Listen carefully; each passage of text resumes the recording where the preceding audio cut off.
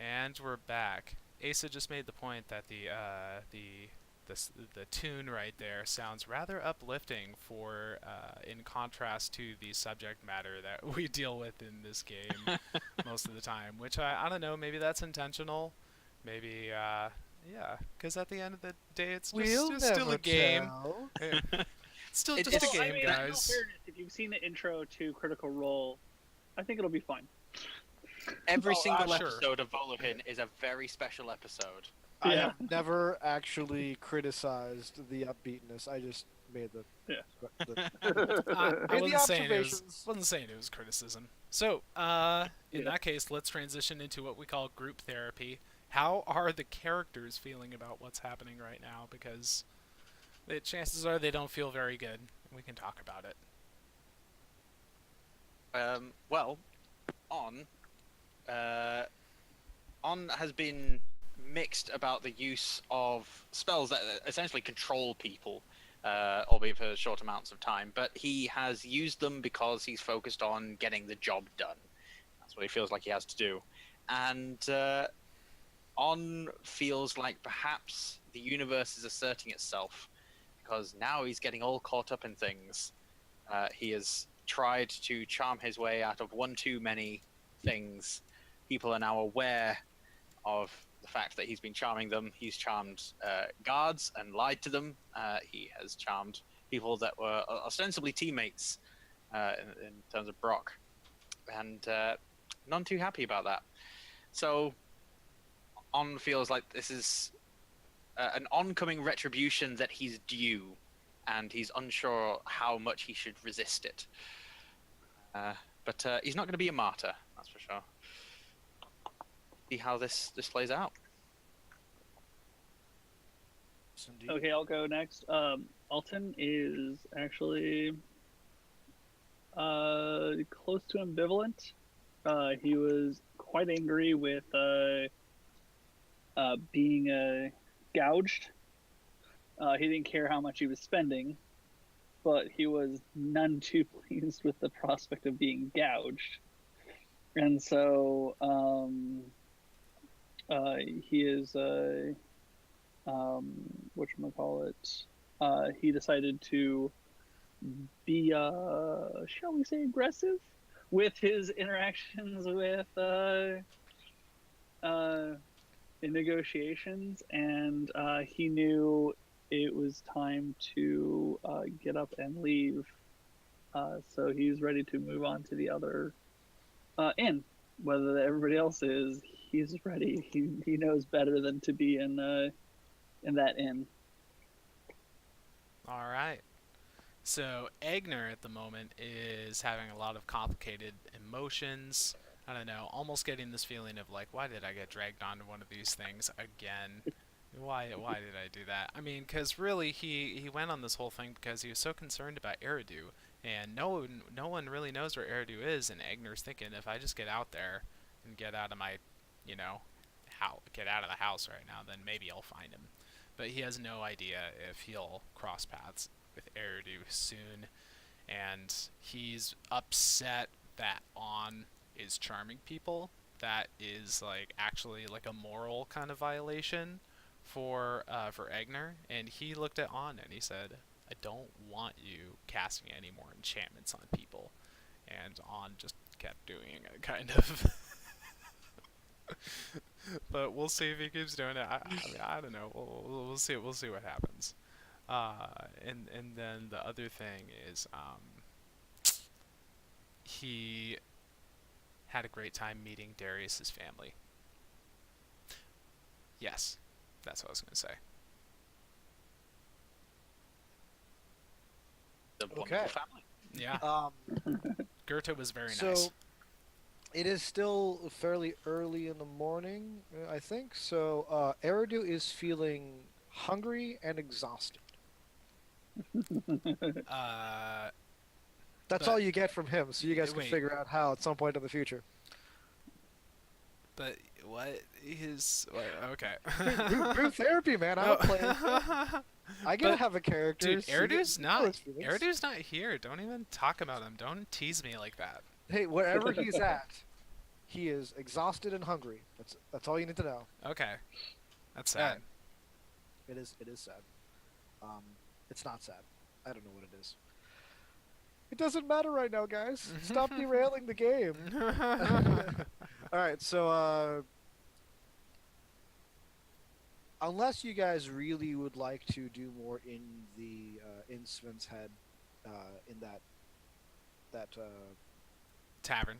inn. It is Inn, an inn. whatever. It's not a tavern. Whatever. There are differences.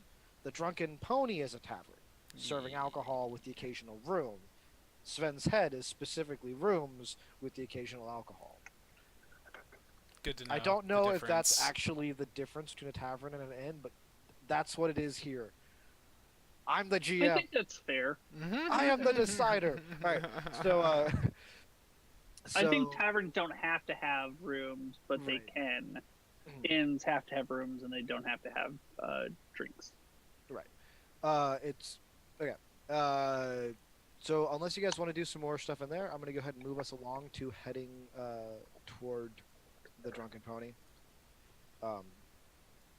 So Yeah, in I was that already case- gearing up for that shit. Yeah. As soon as the negotiations ended and we got the all of the money, then I went into my room, grabbed Dammy and my gear, and was pretty much out the front door before anyone else could notice. So you guys are on the street now, heading back from one end of Telsavin to the other. You've gathered all your things. Alton, you're leading the horse. Have you named Right. the horse yet? I have not Okay. named Just- the horse yet. I haven't had a chance to even think about that concept. Bill the because- pony. Bill the pony. Bill the pony.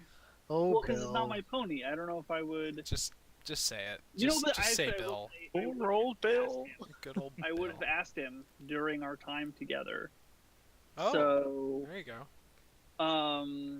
and he would have had a horse name, not a person name. Nay, So it would have been Thunder Hooves. Thunder. Oh, Hooves. Thunder Hooves. That's cool. Yeah. All right, cool. So yeah, you guys are heading down the street, without Bill, because his name is Thunder Hooves. No, it's Bill. Well, maybe the owners called him Bill, but that doesn't mean that that's what the horse's name is. Exactly, Fragment. That is why I'm asking for names, because you can't kill characters that don't have names. All right, Oh, and yeah. on your last encounter before leaving was with Brock, wasn't it? Yes, I was in the stables, I believe, which is where both Brock and Darius's grandfather are. I went there after misdirecting the guards, if memory serves. I misdirected the guards so that I could get there first and quickly double-check things. You actually misdirected Baron. Oh, yes, I did. Not the guards. Right. So yes, and then I was confronted by Brock, who awoke and suddenly realized that I'd been doing this to him, using charm person on his person. Awkward. Okay. Yeah. I just wanted to verify or just be on the same page with the information. Okay. Enough of me telling you what you know. Now it's time for you guys to walk down the road. Mm-hmm. Okay. As you're walking through the street, there's not a lot of dwarves up, moving around in the street now. It looks like most of the shops have already opened, and so anybody who's wandering the streets is essentially late for work at this point. But there are a few stragglers. One such fellow just kind of off-balanced stumbles into Eigner. Without much of a word, he just keeps going. Don't forget passive perception 21. Okay. What do I see of this guy as he bumps into me? He's got his head down. His hair and his beard are kind of like covering his face, and he just stumble like as he's walking. He just like takes the side step like he's drunk and just shoulder checks you, and then just keeps walking as though he didn't hit anything at all. All right, I reflexively check my my belt for my pouch and my coin purse and everything, and I see if they are gone, or I check the number of coins that are there. They are not gone. They're still all there. As you're counting, everything seems fine. Would I have seen the bump in the street? Of course, yeah. It's just you guys just walking along and this happens. I'm assuming you're chatting away and whatnot. I will, ignoring any social grace of what conversation I might be halfway through, I will immediately flip out at this guy and try to grab a hold of him, especially his arm, and demand to know exactly what it was that he thought he was doing. Oh, wow. Okay, yeah. You there goes you my grab- hero. There, you grab his arm and turn him towards you. His hair flips back from his face, revealing just like a very sallow, deep-eyed, bony face of someone who looks like he hasn't eaten in weeks. As that happens, the morning sky begins to darken, and he turns to reach for you, and as he does, his hair begins to just shrivel up like it's on fire, and his skin turns ashy gray and then starts to fleck off in in ashes. And within a few moments, he just sort of the Holy Grail from friggin' Indiana Jones. He just shrivels up, and his flesh just falls away, and his bones just disintegrate to ash. And within a few seconds, the person that you had hold on to is nothing but an ash cloud. And as you take in the city around you, Telsavan has changed dramatically. The sky above you that was a bright morning sky is now a deep red with notes of orange and purple of twilight, but it looks like it's not like a normal setting sun, but like the world has been set on fire. The city is littered with just dead corpses and bones all along the streets. The buildings are in massive disrepair, some of them completely collapsed. I'm going to do a quick 360 looking around at everything, and while not looking specifically for Eigner and Alton, I'll try and take note to see if I see anyone else in the street. There is no other living person in the street aside from the three of you. There is... So we see this too, though. See this too. Yeah. This is all three of you. There is no Domni, sorry.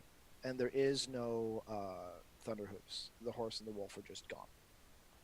This is just like my nightmare. So, but we can see each other. You can see each other, yeah. Eigner, Alton, I swear I did not just do this. No. I don't think it was you.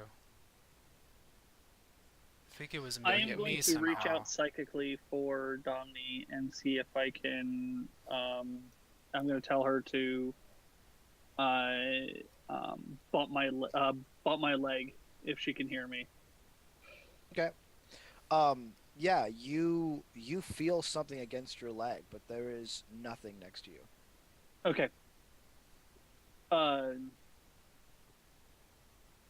Okay, cool. So I'm gonna say, okay, guys, this is likely some kind of illusion or psychic kind of. This is some kind of like illusion or psychic kind of situation. Domni, and I'm gonna go basically rub where I feel like she would be right there, and then go, she's here. God, I hope Thunderhooves is here too, because that would just be more money that we're losing. But she's here at the very least, and so we're here in the city, but our perceptions have been warped significantly. Egner starts to like breathe heavier. Almost seems like he's like hyperventilating. You know, it's like it is like he just looks super clammy, and he starts looking around and he goes up to the closest dwelling or house or whatever that's all busted down and stuff, and he just rips open a broken door and he just shouts, "Ethel! Ethel!" And then he goes to the next one and he just keeps shouting like, "This isn't funny, Ethel!" Um, as you go to the next house and tear a door open, this shadowy mass collapses right on top of the house, um, crushing the dwelling completely. And you're seeing what's kind of stretched out looks like long fingers, and you're standing like just between the gaps of two of them. The red sky darkens a bit as a massive shape just fills it. Um, and it's this hand is connected to an arm that's connected to that shape. The features are just covered up in shadow and ash, and you looking into the whole sky, it looks like the whole thing is just there's just uh, ash and dust floating everywhere. Uh, and this form, it takes on a humanoid like chest and head, with two long horns curling out of the top. The right one, it looks like it's been broken in half, uh, and just orbs of light penetrate where the eyes would be, but everything else is all shadow. And this creature, uh, another hand arm like crushes another 100 feet away from you, and it lowers its way down, uh, getting kind of closer to you, but still just covering up all the sky. And it, oh crap! Hold on a second. Go on, go on. It looks down at you and says, "Now you see what your world has become. All worlds shall fall, and when they do, then they are mine." And as it says that, between its flaming eyes, a large green orb starts to just open and get wider and wider. What are you guys going to do? I am going to draw my sword and take my shield, and I'm just gonna shout at him like, "Are you here for me? Me? Are you?" Just getting way too angry, like absolutely no regard for like the situation, really. Right. I You will take out my crossbow and be looking at Eigner for guidance in all of this. Onn has no clue what to do. I am not yet pulling anything. I am aware of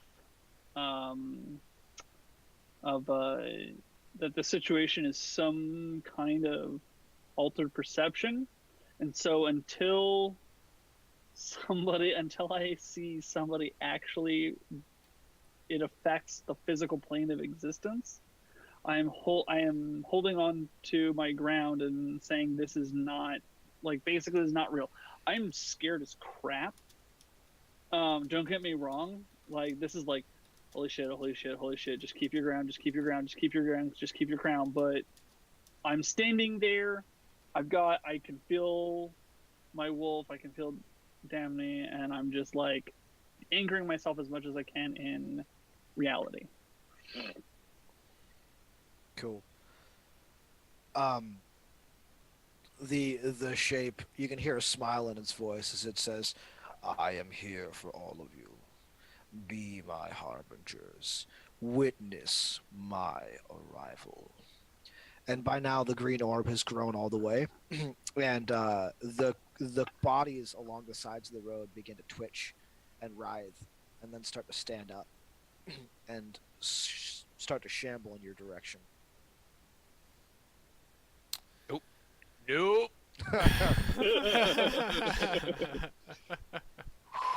Well, well, shit. Yeah. The moment we get to any sort of action economy situation, first thing I'm going to do is cast Blur on myself. I'm going to be as hard to hit as possible. All right, so roll initiative then. Oh, crap.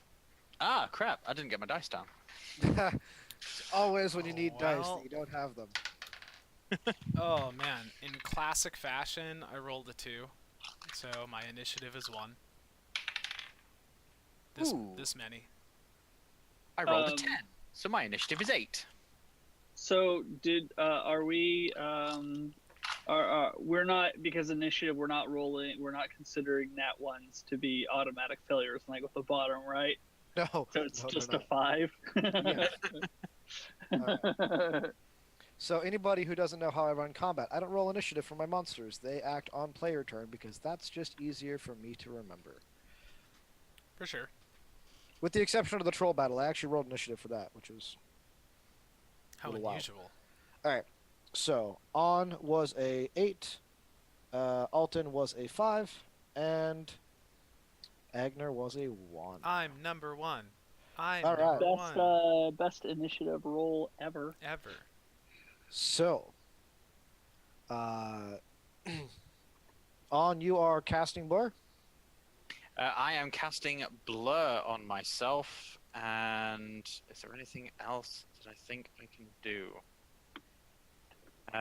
Don't think so, no. So basically, for the next minute, it's not a concentration spell, but any creature has disadvantage on attack rolls against me. But they're immune to this effect if they don't rely on sight. Well, If they've got true sight or blind sight or something, or if they're somehow otherwise sensing me, then this will do nothing, and is just me vainly trying to protect myself. Might as well be going, ah, get away. as you see the corpses taking slow steps towards you, the eyes of the skeletons deep within the sockets is just a flickering silver light. And same can be said for the corpses that still have flesh on them. Where they might be missing eyeballs is also a flickering light. Where they actually do have eyeballs, the pupils have kind of become that silvery glow as well. I don't think Nightbot is disabled, but I haven't tried it. And that would make it Alton's turn. So they didn't do anything for their turn. They just moved closer. Okay. I am going They're to... pretty slow. Yeah. I am going to...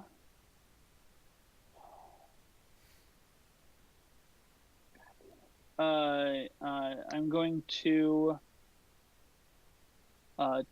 tell Domini to stay, because I don't know where she's at. I can't see her, and I don't know if she can see these things. But I'm going to move next to Onn, or move, I guess, maybe between Onn and whatever are these undead creatures. And I am going to basically pop my swords without drawing them, and then ready an action to attack if they come, like if they hurt anyone. I'm gonna wait to still see if there's an actual interaction, or if I'm accidentally stabbing a human being, because this is a imaginary world. Okay. They each seem to take another step closer. Alton, you kind of feel like every single one of them is looking at you as they're moving. And Eigner, it's your turn, and you also feel like all of these silver eyes are on you. And you're looking up at the demon as well, and you think that you could, like, there's buildings high enough that it's possible for you to reach its chest or face if you were to climb them. Mm-hmm. Oh, no, I know.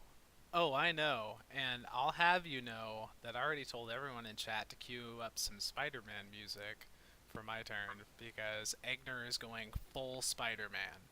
You know, because like here's the thing, he tried to call out to Ethel, he tried to like I don't know, check in with her, just see if like this was like some crazy cooked up thing that was her idea or whatever. But she's not around, and if she were around, she would understand how dire the situation seems, and Eigner's in a crazy mental state. So, is it like a full action take off the ring, or what are you gonna do? What are you gonna do? Nah, dude, it's a free It's action free interact with action. object. Well, all right. It's gone, dude. Is the Yeah. transformation very sudden? You pull that ring off, and then you feel as your body begins to rise up off the ground, putting you to about like that 10, 12 foot height as your big spider abdomen thuds behind you, and you feel the strength of the legs beneath you. Spider Eigner, Spider Eigner. So I get the climb speed. I get like the what plus 10 feet of movement. This is what I'm remembering. So 40 feet is enough to what get me to get a lunging attack at his head or something. Oh yeah, man, you got it. I'm doing it. Going hard and doing it. And of course, I'm going to be using a superiority die. Probably going to do like the menacing attack. If I can just clock him right on the face, that's pretty menacing, I think. That is going to be a 16 to AC on this fool. You do a spider run, and you feel your legs just dig in and leap. You swing your sword heroically, like just the cleft of his chin is right in your sights, and your sword just swipes through shadow and nothing. Uh-oh, did I just pull a Martivir? You might have. Uh-oh. You Uh-oh. land on top of one of the buildings just underneath its head, and it looks down at you, and you see this gap open just from where you just above where you had sliced, and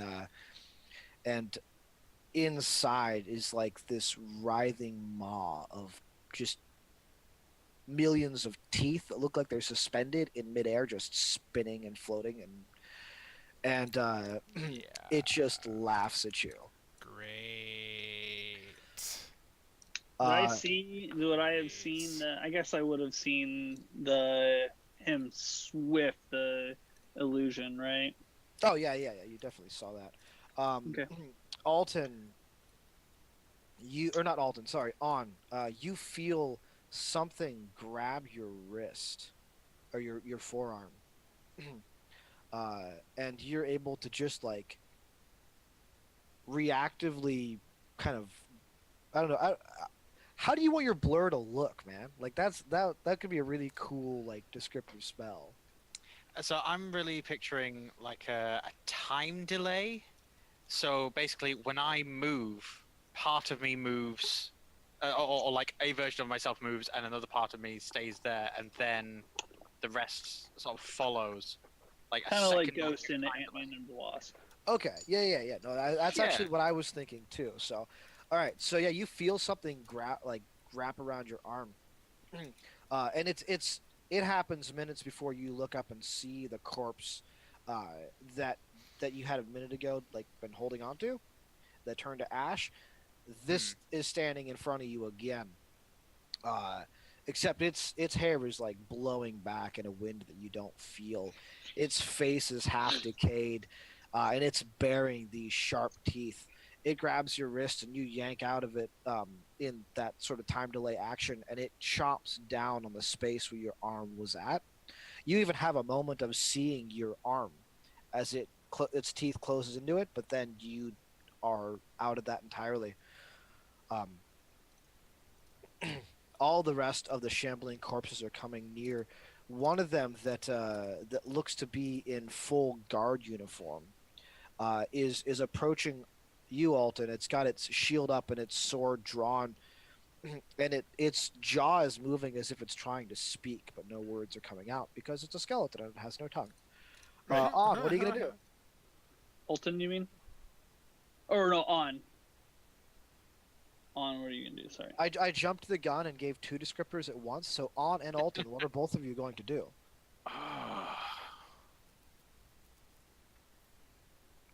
I'm gonna finish like basically putting this because I didn't pull out my swords like all the way. I just kind of like unbuckled them a little bit.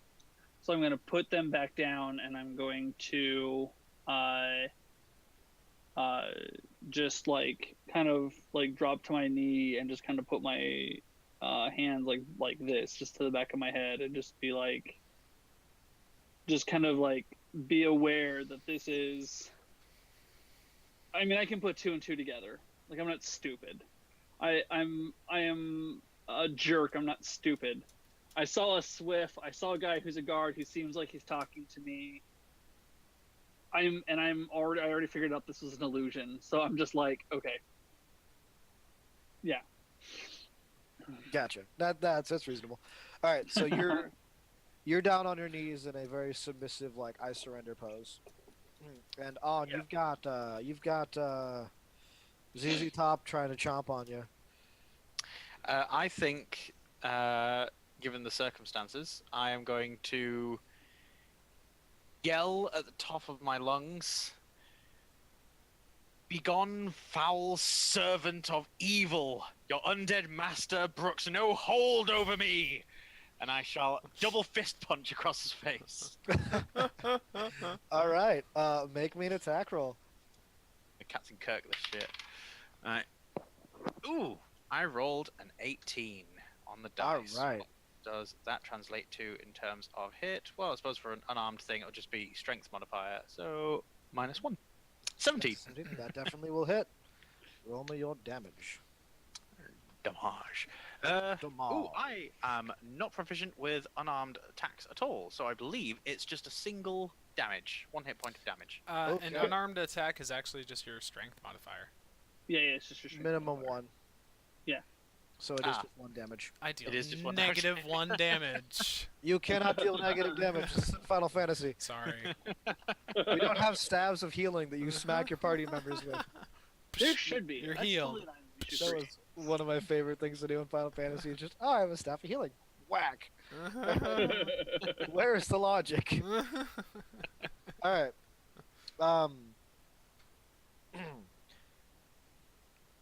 Yeah. Okay. So yeah, you crack your hand across this creature's face. You feel its jaw pop with the hit, but it just kind of bares its teeth at you as though, nothing had happened.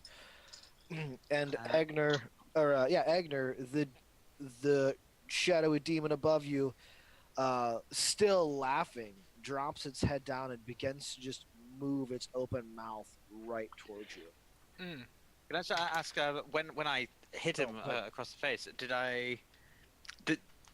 it feel the way that it looked like it might feel? Oh, you contacted something for sure. Actually, you contacted something fleshy, and a little more give than the skeletal face that you'd seen. Okay. After hitting him and thinking this, I shall try and move towards Alton, because Alton's still on the ground. So, yes, which I decided is moving away from him, so he may get an attack of opportunity, but it'll be a disadvantage, mother truckers. So yeah, so I'll move towards Alton. That'll be the end of my hit.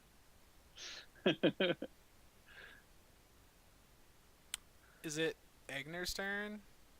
I can't hear you at all, Asa. It's Eigner's turn. Yeah. What are you gonna do? Believe it or not, Eigner's gonna look directly at the demon's face and have this moment where he realizes, like, wait a minute. I think I have something that will help.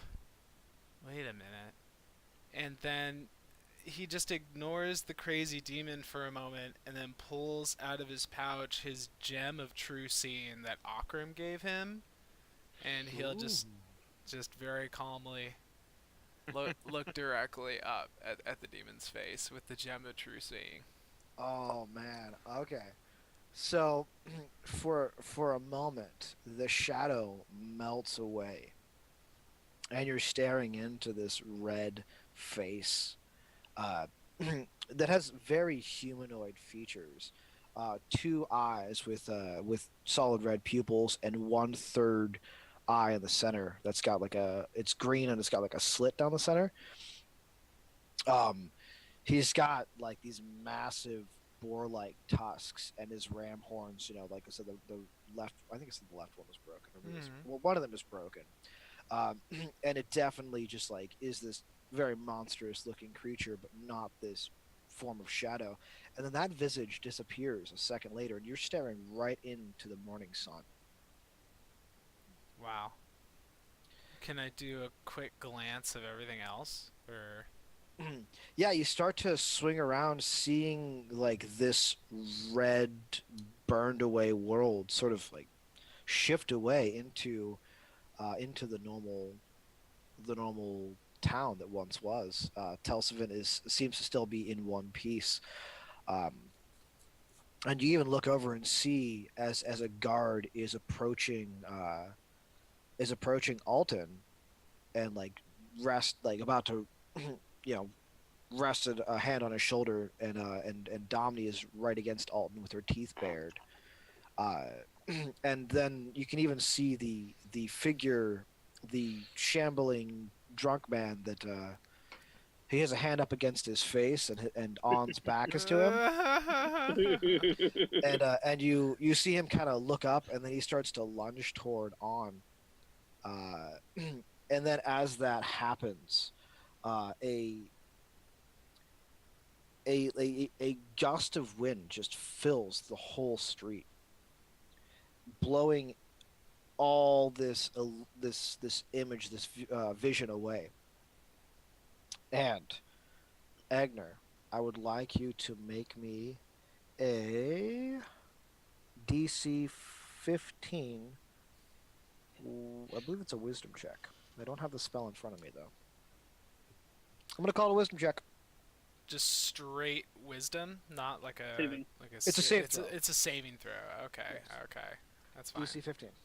I mean, you're a fighter. Fighter's dope. Wisdom Oh. is another. No, dude, I got an 11.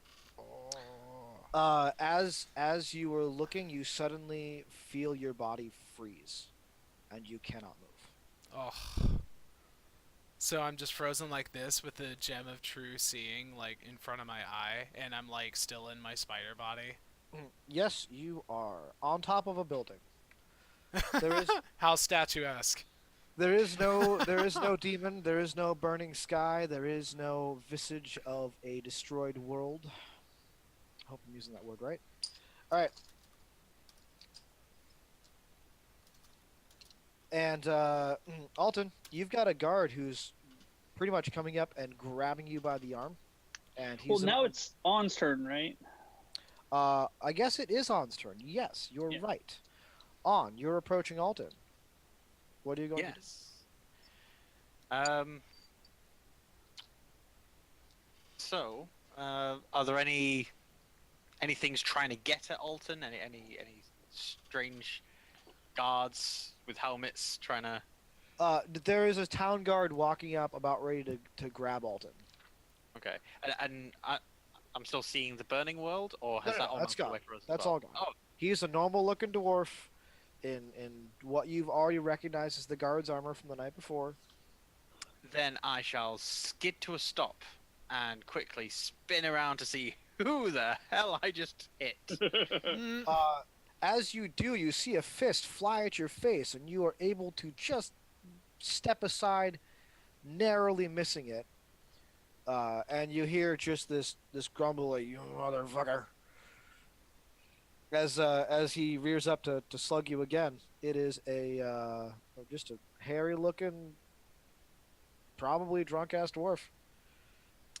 I will do my best to fight defensively. I shall just throw up blocks and things and take minor steps back, trying to get away from him, and explain in Onn fashion. I am terribly sorry. I see that we've had a bit of a misunderstanding. You see, I thought that you were perhaps a servant of a dark lord of the undead, but I see that I was quite mistaken, and I apologize for punching you in the face. It was quite a mistake, and I do apologize. Would compensation be in order? He's making swings at you this whole time, and once you say compensation, he stops and brushes back the hair from one of his eyes so he can look at you and just goes, "What do you have? You want to buy me a drink?" It would in fact be my pleasure, Sir Dwarf, to buy you a beverage to compensate you for this unfortunate misunderstanding. I do apologize. You see, when I first saw you, I thought you had sunken and fallow skin, and that you looked quite ghastly, and that you were perhaps a walking corpse. As you can quite see, it was a mistake that anyone could make. Here, let me buy you a drink. I mean, he still kind of looks like a walking corpse, but at least he has all his flesh. True. Alton, the guard is grabbing you pretty firm by the forearm and forcing you to your feet.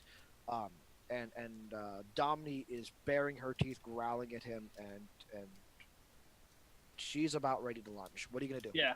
So I'm gonna tell her easy girl. She's still down on her haunches, her lips still curled, but she stops growling and is just still in place. Okay.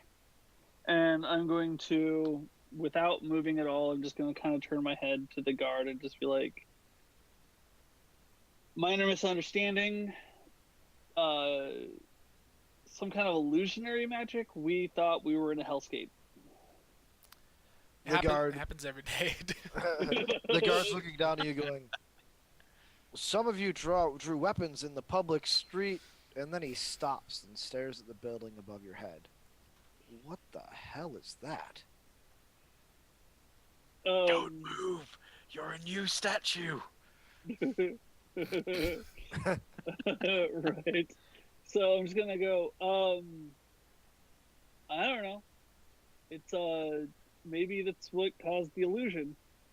Don't say that. Shoot it down!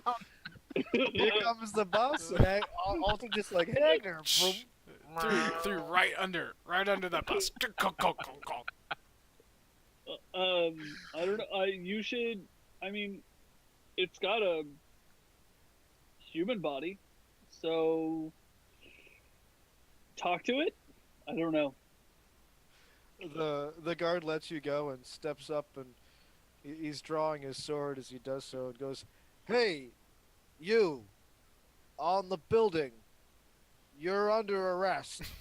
And he seems very unsure about his proclamation. I'll overhear this and quickly turn as I'm walking away with this dwarf. Oh, actually, my last name is Thenois, not the building. I do understand the confusion. It is a foreign name. The guard takes a quick, like, surprised look and almost swings his sword at you,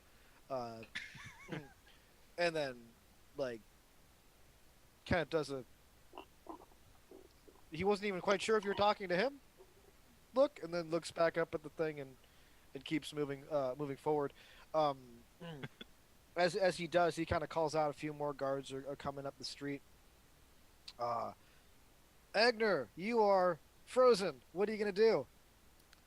Okay, well, I mean, I'm frozen. Does that just mean that, like, I can't really move? But obviously I'm, like, able to think in my whole state and everything, right? And You are able to think inside of your head, but you inside of my cannot head. move a Well, muscle. I'm thinking I can't even talk.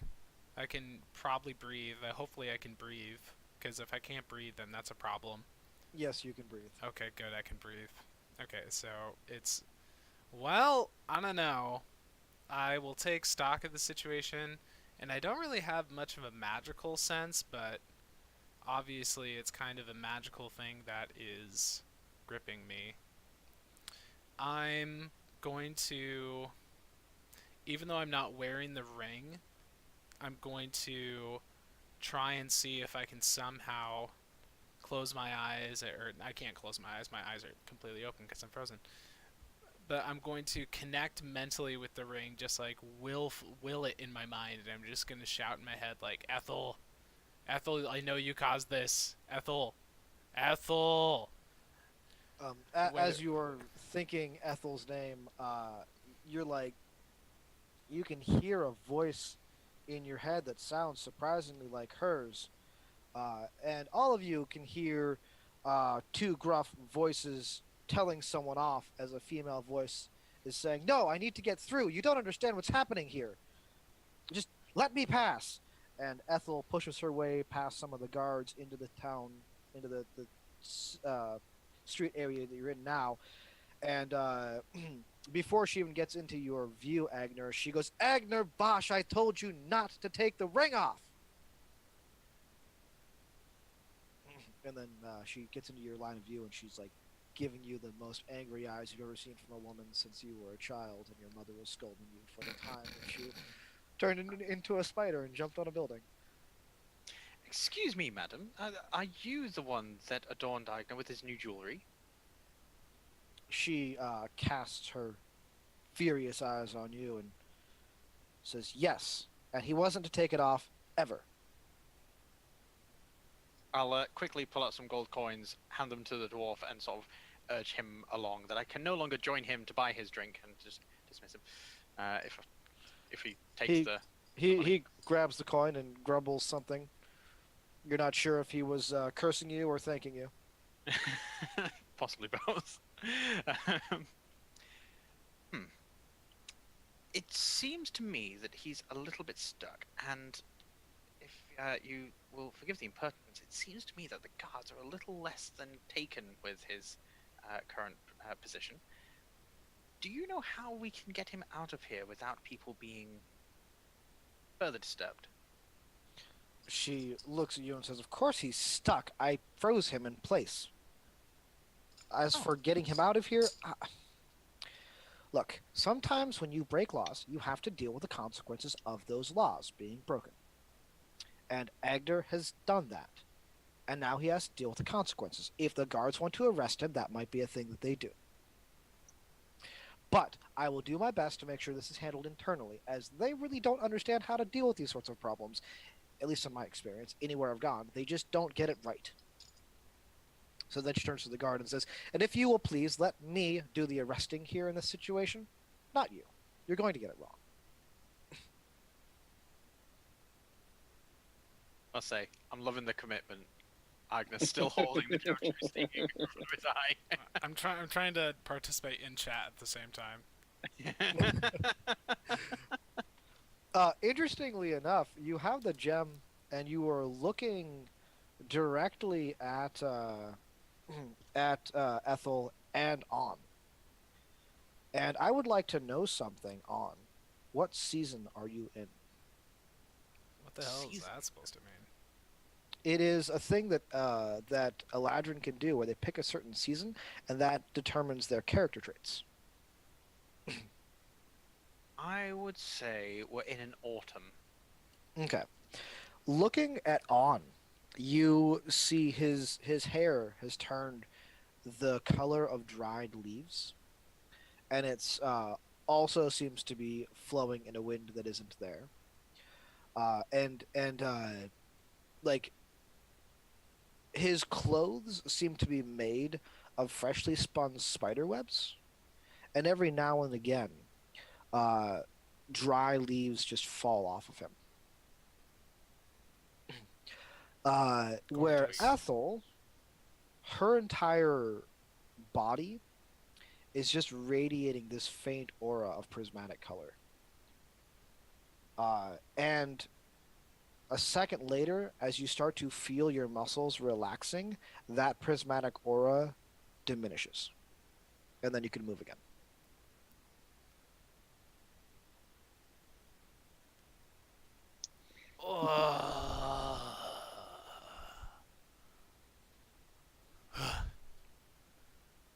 Did you do all of this?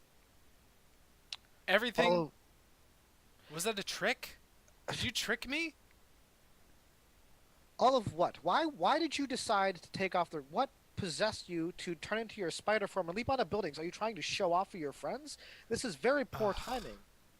I'm gonna tap her on the shoulder really quick. What? Look, seriously, can we not do this in public with spider legs? Can we not freak out the townsfolk? You are right. My job is to mitigate circumstances like this. Agner, put on your ring. We need to talk. Yeah. Okay. So he'll just come over and he'll spider climb down the wall first, and then put the ring on. The gem of true seeing away.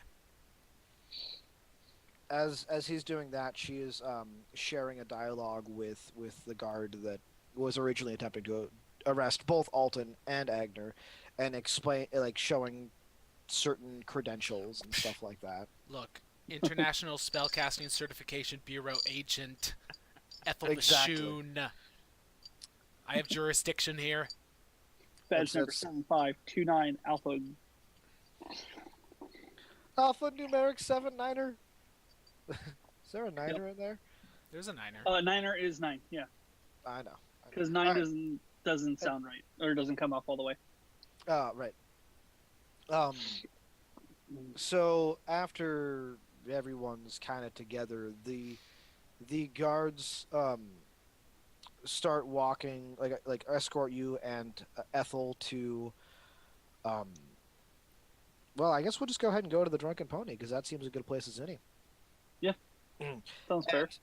One of the guards keeps casting a look back at Onn, and he's walking extremely close to Ethel, and then he whispers something to her, and she looks back at you too, and then she kind of nods at him and whispers something back. If you know Dwarven. Hold on one second. I Hold know on one second. Dwarven. I will no, be that's... oblivious to all of this. Are they talking in common or Dwarven? They're talking in Dwarven. You can I hear the know. words pretty clearly, Alton, but you just don't know what they mean unless you have a way of understanding Dwarven. I know Dwarven. Yeah, Well, but you have a crap perception. What? No, I Because don't. I'll if make a roll. if I knew the language, then I could have. I think. Yeah, if I knew the language, I could have read their lips, but I do not know the language. That's why I was asking if they're speaking in common or Dwarven. Hey, I got a 15 on my perception. You'll hear the occasional, little too loudly spoken Dwarven word here and there. It is not enough for you to piece together what the conversation's about. All you know is that they are talking about magic in some way or another. Okay. All right. As you get into the Drunken Pony, the guards approach and talk with the people who seem to be running the place, and you're directed to a side room where one of the guards enters with you, and the other two stay on guard at the door. Where the three of you are ushered in with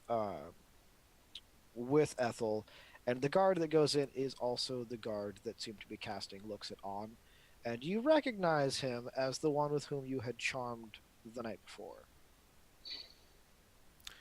Oh.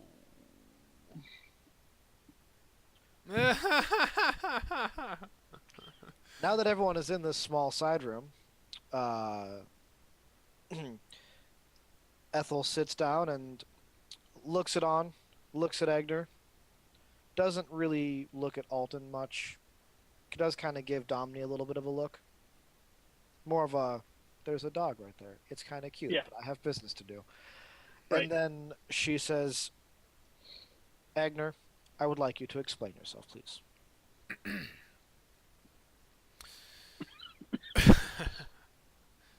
It's going to be difficult because I know you won't quite believe me, but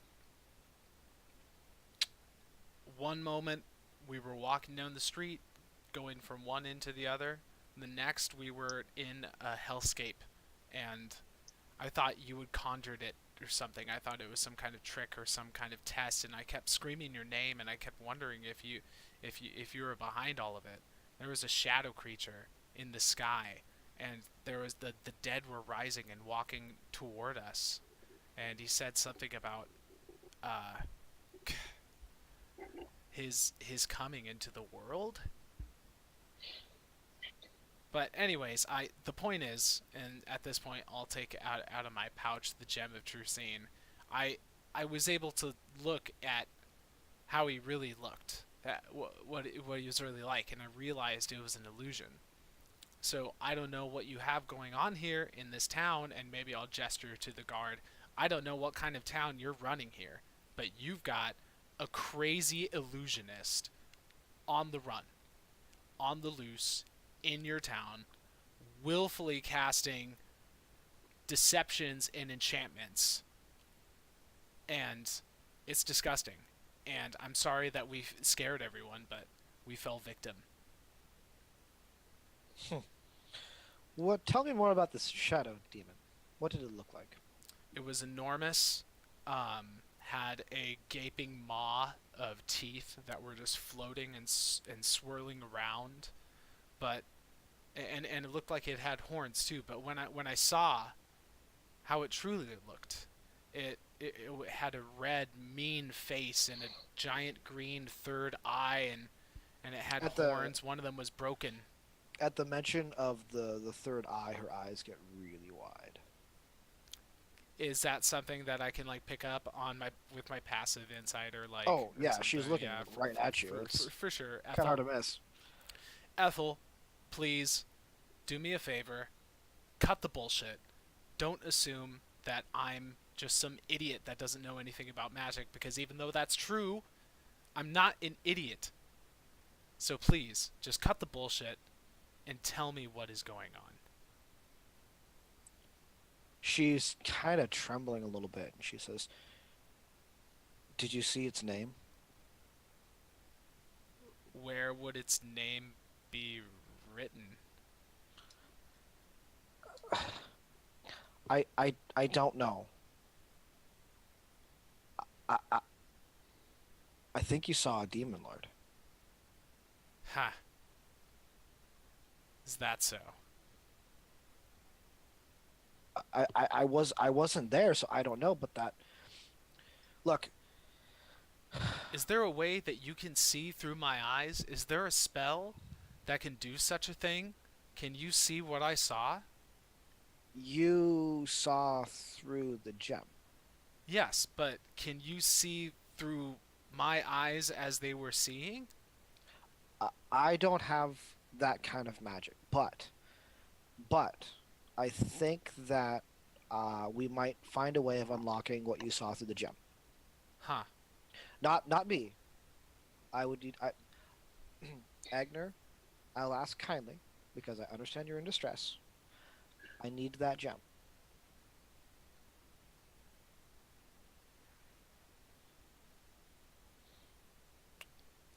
For how long? I do not know.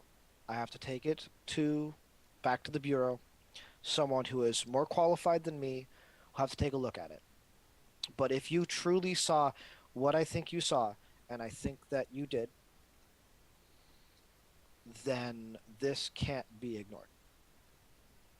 Because I agree. these are sorts of things. They are warnings. You said that you were in like a different world? What did it look like? It looked like my nightmare. And that's why I was looking for you as well. Because you saw it. It looked like that, but worse. When I travel through dreams, I travel through the shadow realm. That is where most dreams, especially nightmares, reside. From what I'm to understand, the shadow realm is a reflection of what the world will become one day. And I have been warned to not stay there long. I don't think you saw a vision. I think someone brought you into the shadow realm. I think what you saw was real, but also not real. Not yet.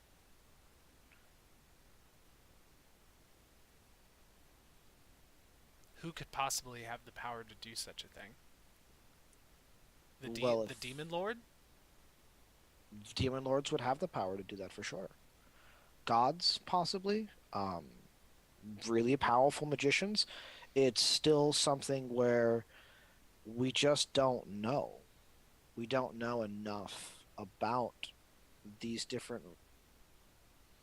these different it's kind of like the Fey realm where it exists in parallel to our world but not the same. And try as we might, access to these realms is limited. Research on these realms is scarce. And I just don't know enough. That's not my job. My job is to find people. I have to travel through these dreams from time to time, but I don't study the Shadow Realm or any other realm of existence but our own. I just don't have the answers. What if they're all fake? Demon lords, gods, all the planes. What if it's all just an illusion? Because that's what it seemed like to us. It seemed like the worst dream you could ever imagine. What if that's all it is? Do you truly believe that all of this would be an illusion? I don't know what I believe anymore. All I know is that I'm a spider monster, and I can't not be a spider monster, and I seem to have no control over my mind anymore. That's what it seems like to me.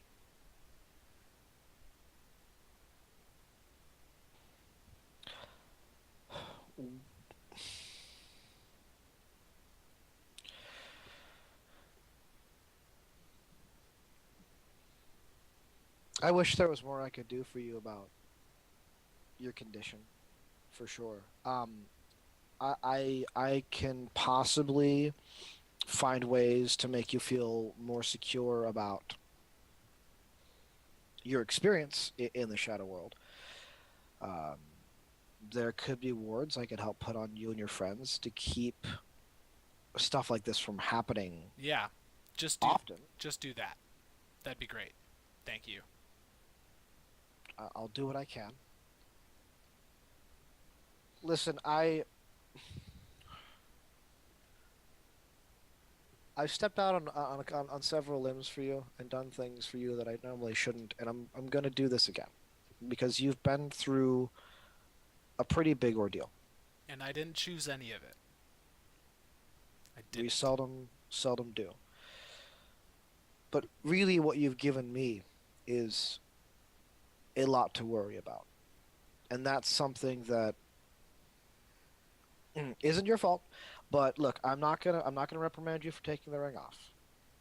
It's something that you felt like you had to do, and you didn't understand what you were up against. You didn't understand where you were. I get that, but I need you to take me seriously when I say don't do it again.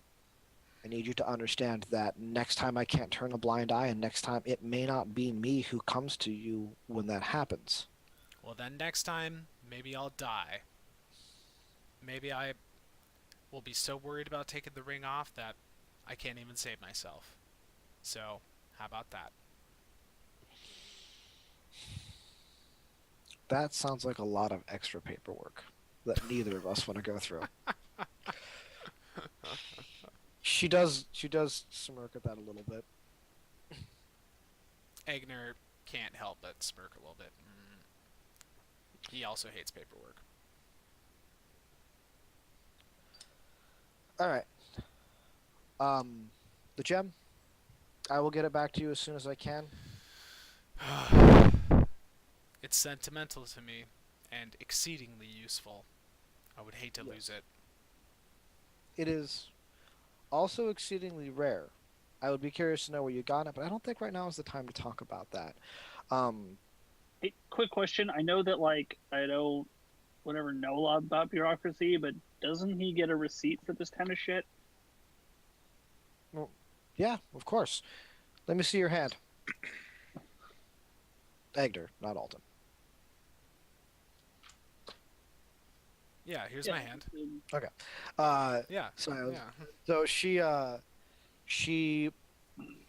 like traces her finger around your palm, and it creates this little rune that she then also traces on the magic item or on the gem itself. And she says, "These are bonding runes. This is going to make it impossible for anyone to fully use this object." Will that interfere with your investigation?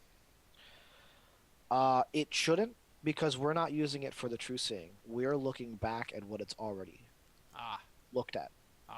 okay. At the very least, both things leave a tracer that connects you two to each other. Someone who's looking to make sure that you get this object back needs to just activate the magical rune, see that they both match, give it back to you. It's like a receipt, but it also will help to dampen the magic object so that people won't just take it and use it as they want. I see. Ethel, I'm sorry if I've been tactless. It's been having a rough time recently, and I appreciate all the help. I really do. You're welcome. Um, don't leave just yet. I may have a thing to speak with you about. But first, I need to look at this one right here. Onn. Is that correct? Yes, that is my usual designation. Yes. So, as a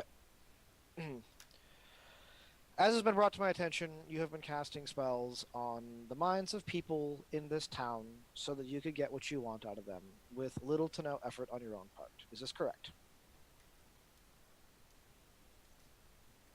Would I be permitted to establish something first? Yes. Would the casting of spells to affect and alter the minds and free will of others around me in a location such as this be considered a crime? According to the Bureau, it is. Altering other people's perception of reality and changing the way that changing their own sense of free will is something that we frown upon. And though it's not our main goal, if we encounter cases, we do try to deal with them. What is the usual punishment for a crime such as this? In this case, it'll be a fine. You are a first offender. You have done this, affected the minds of two people, as far as I understand it, and must be fined for both of those offenses. I haven't conceded that that is the act that I've participated in. I'm merely asking hypothetically, were I to have cast these spells, it would look to be a fine of some sort. Yes. Very good. These are the Allegations. charges you're facing. Allegations. Only allegations. Allegations, yes. No, she's facing charges. He was alleged to have done it. Right. Yes. Feel somewhat dirty trying this. Alleged charming. That was my nickname in high school. Wow. So, thank you for answering my questions. Ethel, was it? Yes. My apologies for disrupting your flow. Would you mind asking the question again? Did you charm the minds of two dwarven guards to get yourself entrance to Telsivan?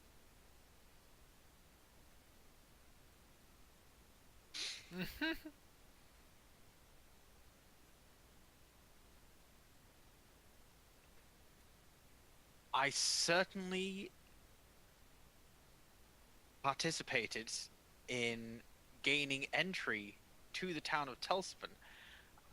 My recollection of the events were that I spoke to 4 guards, if memory serves, perhaps only 3.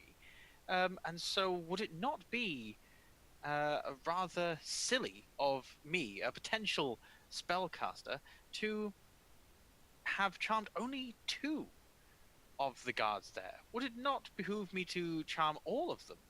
So would it not then prove to be a foolish endeavor to think that I would charm only 2 guards, knowing full well that come the morning, if I were not... Quick question. Without admitting guilt, what's the fee?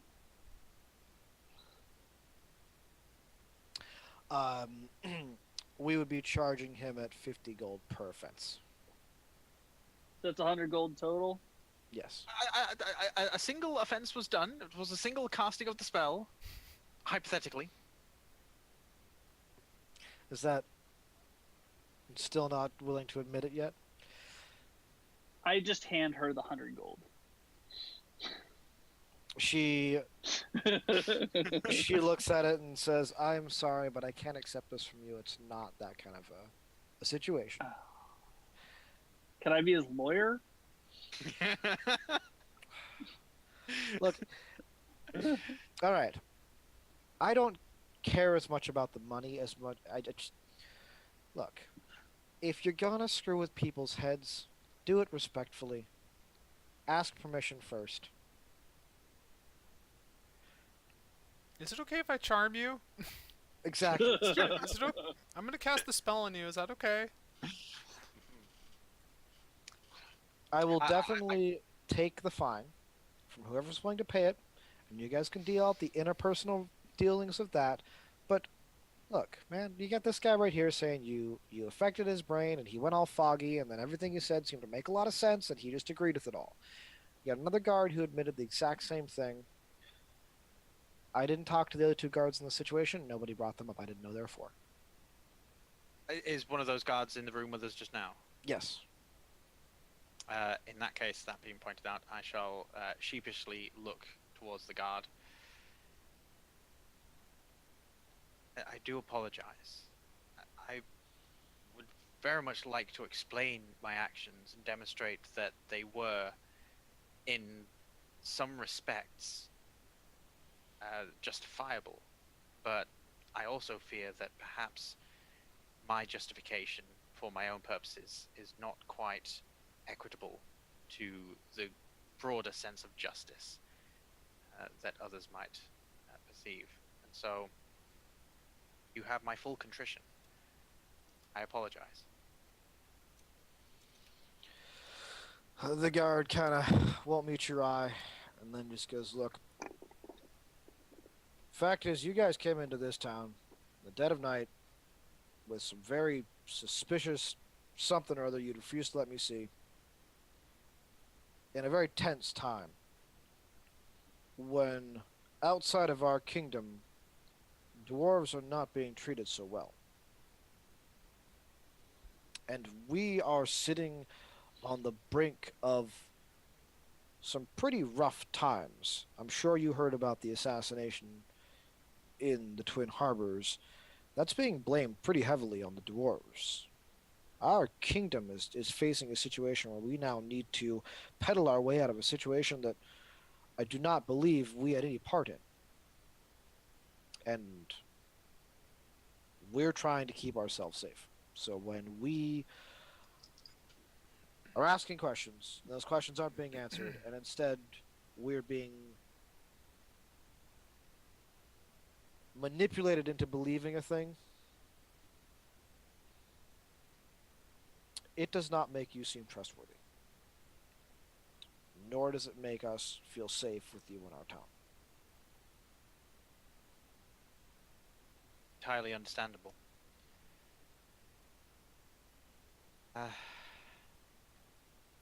I would be open to discussing the matter further if you would see any production from it. I would also understand if you would rather see us leave the town sooner rather than later. That is what I would like to see. And Ethel kind of shoots him a glance and holds up her hand and goes, "Well, let's not be too hasty. Sooner rather than later, yes, but right now, I'm going to need these gentlemen for something else. Possibly."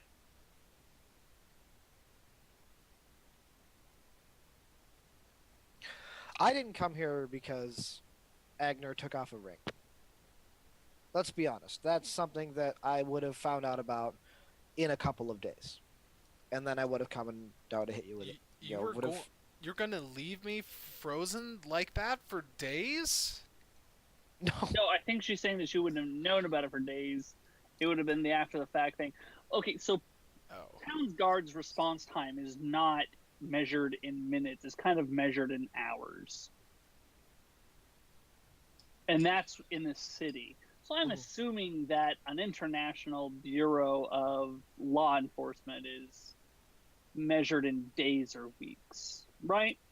Sometimes months. It really depends on how long it takes us to find people. Yeah. See? Yes, I happen to be here on other business, and I saw firsthand your actions, Agner. That's why I knew it. And you didn't freeze because you took the ring off. I froze you with. I just cast a spell on you, Hmm. stopping you from moving, stopping you from being a threat to anybody else. Well, if you saw us, then I don't understand how you didn't see that hellscape that we were seeing. It was an illusion. Nobody else saw that. Like this guard didn't see it, and he sat here and heard the whole thing. What we saw was we saw you turn into a well. I saw you jumping on this building as a spider and swing your sword in the air. What this guard explains that he saw is he saw your friend Onn punch that old man in the face for apparently no reason. Um, we didn't see anything else. Did you see me drop to my knees, Eigner? No. Okay. I dropped to my knees because it became apparent to me that as I mentioned before, this is some kind of someone was messing with our mind.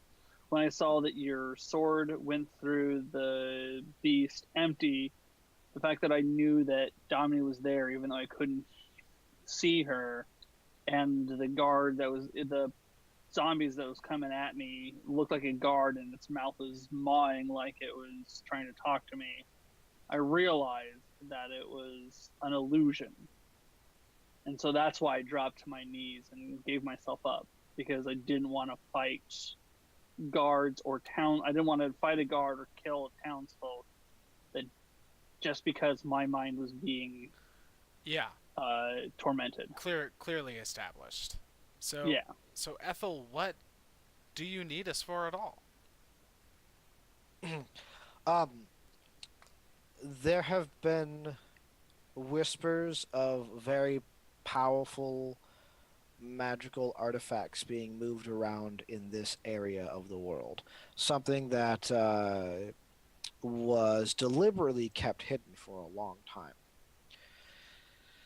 And I have seen weird happenings in this town. Um, through the dreams of its citizens, mostly.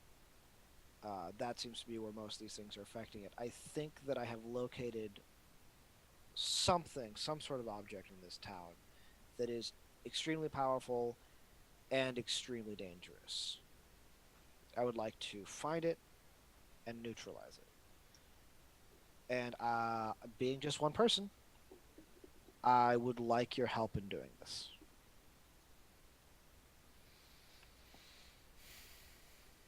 Well, you can count on me, Ethel. Good. Thank you. I would very much like to aid you in this voluntary mission. However, we do have Eigner and Alton business in Twin Harbors.